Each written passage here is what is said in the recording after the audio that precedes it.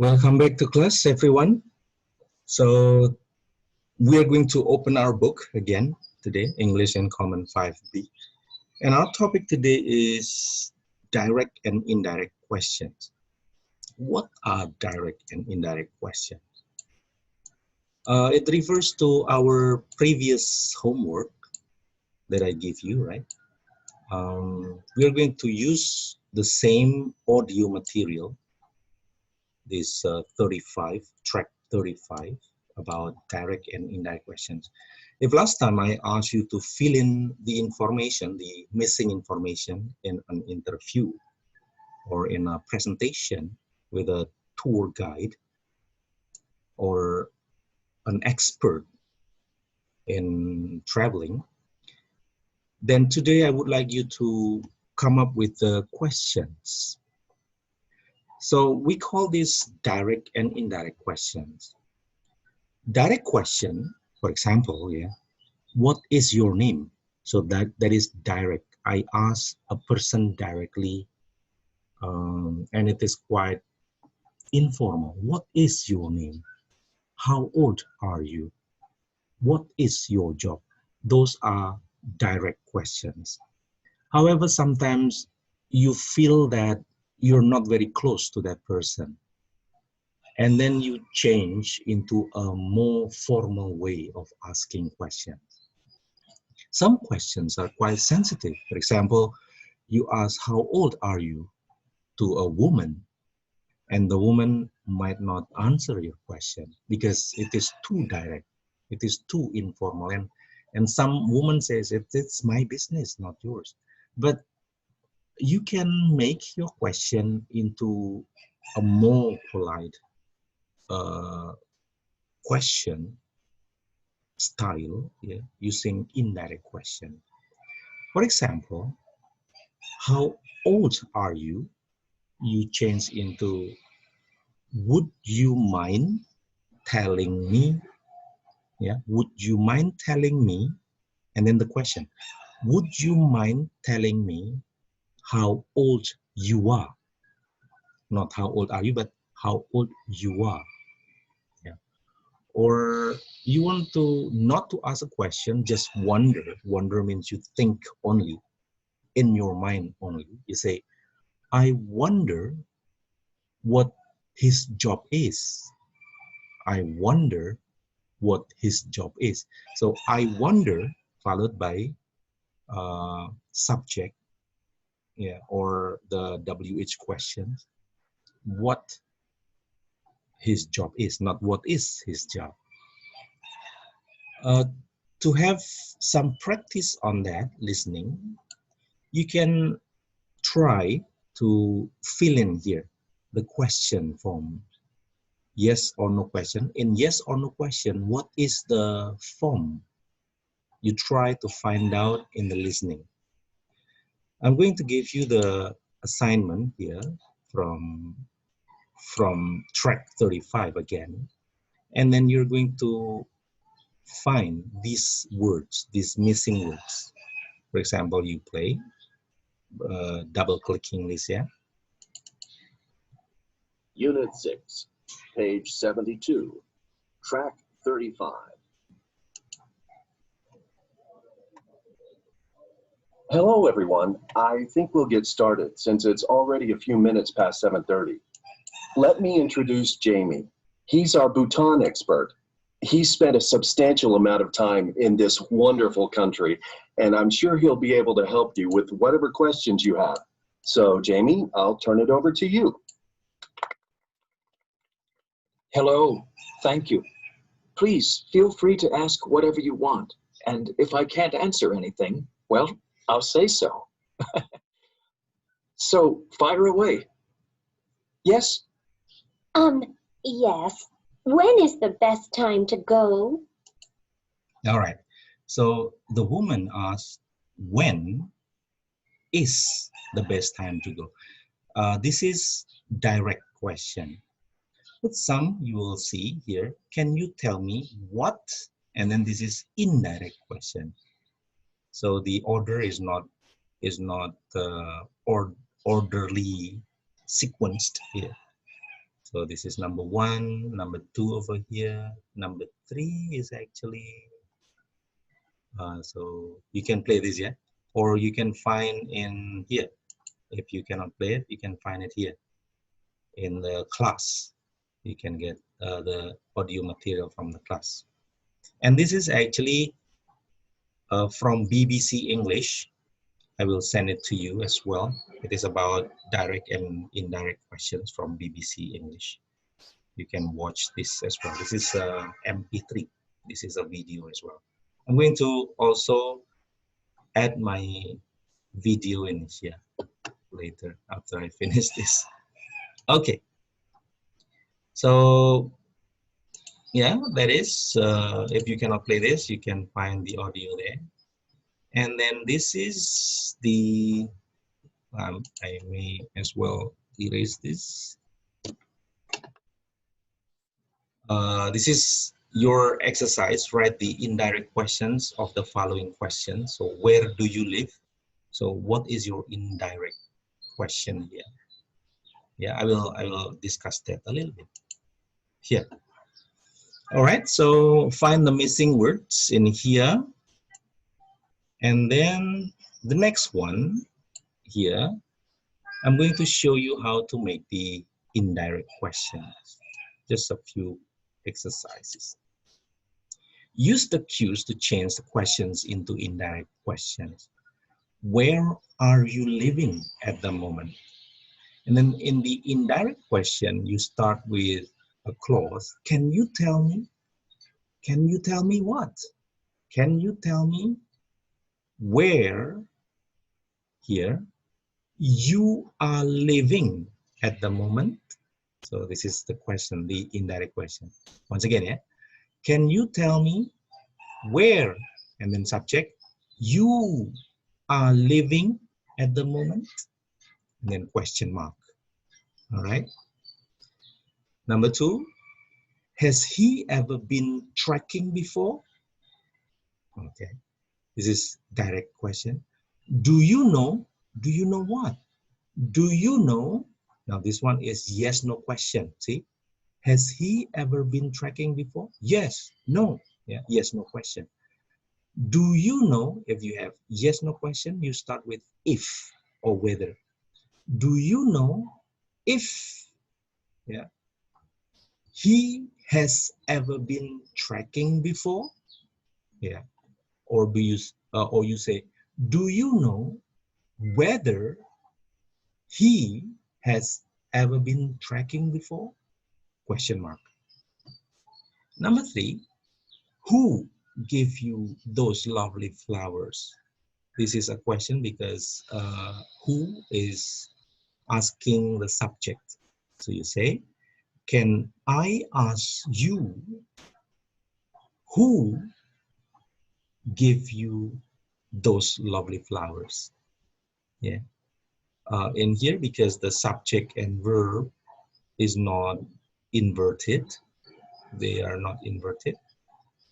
This one is inverted, right? The has is in the front, but in here the subject is still in the front.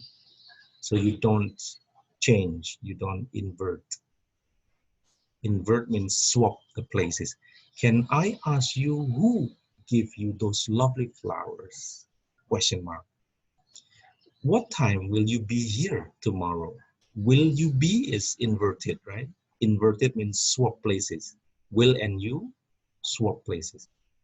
Can you tell me what time you, the subject, what time you will be here tomorrow? All right. This is still a question. So question mark. Number 5, are you taking a vacation soon? Do you know? This is yes, no question, right? Do you know if you are taking a vacation soon? Yes, no question, you use if or whether. Like this one, yes, no question, you use if or whether. Number 6, when was this company started? I'd like to know. This is not a question, yeah, not a question. Not do you know, but I would like to know. This is not a question. when this company was started. All right. I will give you a few more here. Yeah. Now, this is the question, the direct question. Now, how are you going to make it into indirect question? Tell me, this is not a question actually. Tell me where, yeah, and then after where is subject. Where you, and then study. This is not a question, so just full stop.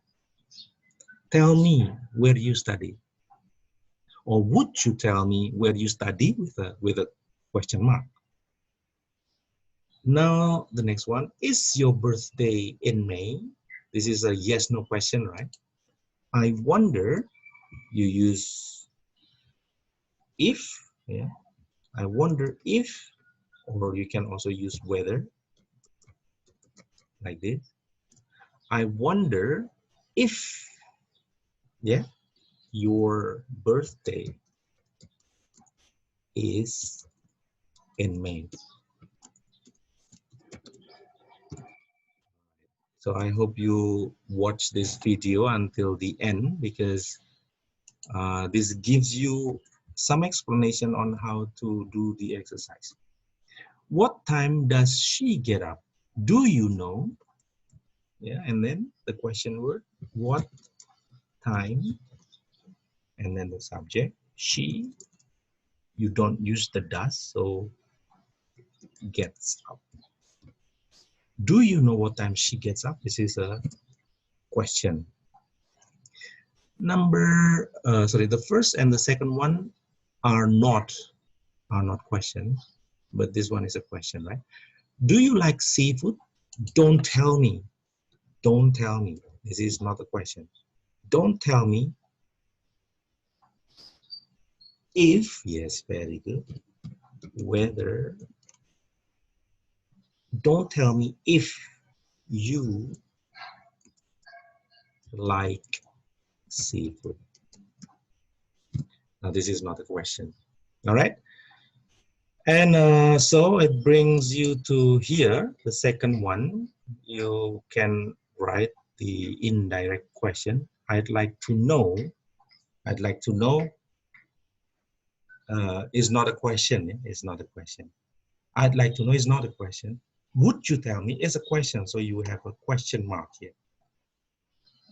I wonder is not a question. So full stop there. I'd like to hear from you is not a question. So just full stop. Do you have any children? Would you tell me is a question. So question mark here. Do you know? Question mark here. And then that brings you to the last part of this exercise here. So we are moving on to lesson 3 now. Lesson 3, make comparisons about places and people. In this material, I would like to just ask you the meaning of these words. Yeah. Okay, verb phrases about moving or traveling. My parents are Brazilian, but they emigrated to the USA. Emigrated means move from one country to another to live there. Just like I emigrated from Indonesia to Cambodia. I moved from that country to this country. Number 2, my mother has lived abroad. Lived abroad, of course, he has lived in another country for 10 years. So I don't see him much here, yeah? Has lived abroad.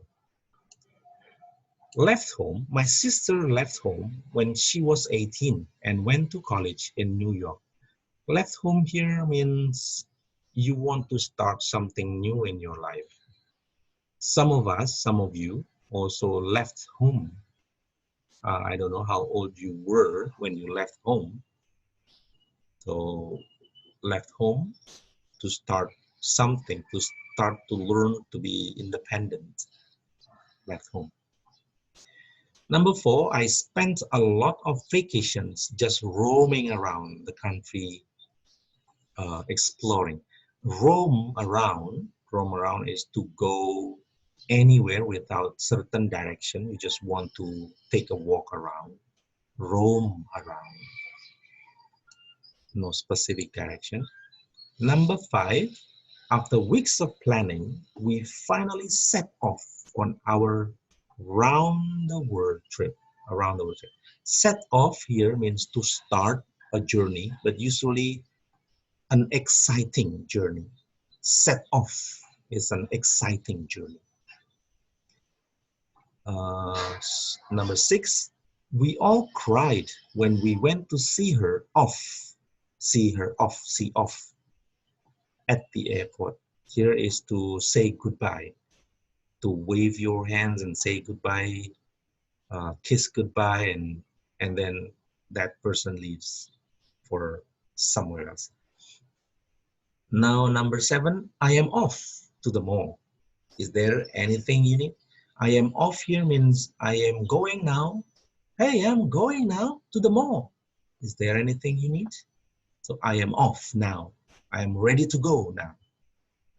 So in here, I would say if you check the answers, yeah, with me.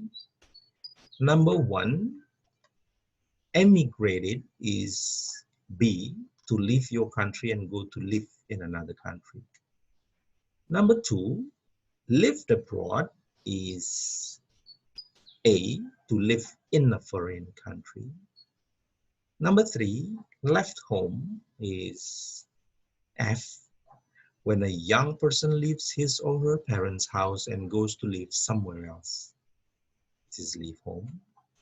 Number 4, roaming around is C, to walk or travel with no definite purpose. Just roaming around. And then number 5, after weeks of planning, we finally set off.